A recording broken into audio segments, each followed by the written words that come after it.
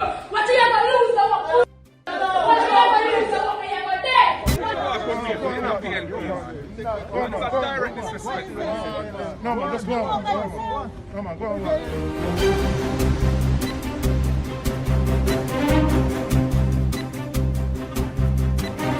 This is the Aura.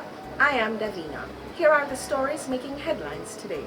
The government today signaled its intent to step up diplomatic efforts to clear the name of Marcus Garvey, who many felt was wrongfully convicted for mail fraud in the United States nearly 100 years ago. Garvey, who was the country's first national hero, was imprisoned at the Atlanta Penitentiary in 1925 and later deported to Jamaica as an alien with a felony record.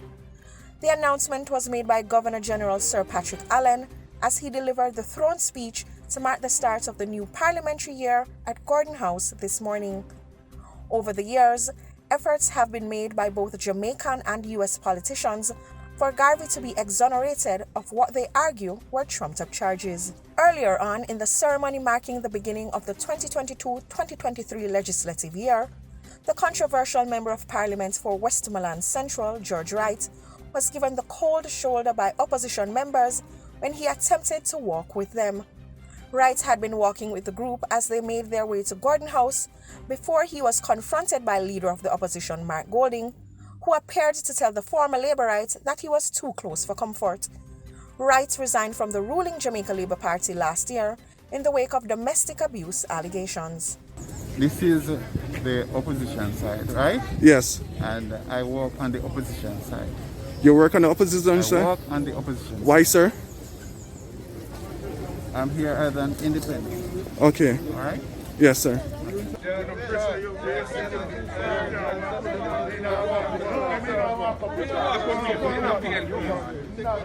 direct disrespect. No man, just go on. No man, go on. Send you for do this.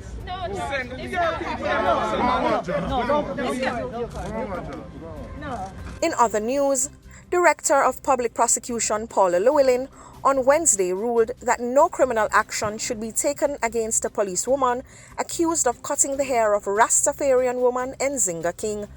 The police corporal had been accused of cutting King's locks while she was in police custody in relation to an incident at the Maypen Taxi Park.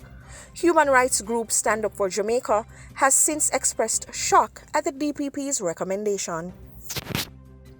Meanwhile, Andre Ruddock, the man accused of murdering a woman in an alleged cult-like killing at the Pathways International Kingdom Restoration Ministries in St. James last year, will remain in police custody until March 4, when he is to return to court.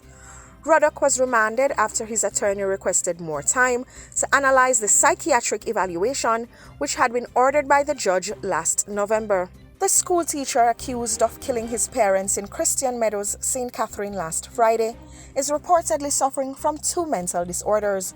According to sources, Simeon Ramsey is a regular patient at the Spanish Town Hospital and was still in the care of the hospital up to this morning. And one of 2 wards who were being held at the Metcalfe Street Secure Juvenile Remand Center in Kingston was shot and injured by a sentry officer today after an attempted escape. Reports are that the juvenile was shot while trying to scale a wall after both broke out of their dormitories early this morning. He was taken to hospital where he is being treated. That has been the Aura. Catch up with these and other stories on JamaicaObserver.com. I am Davina.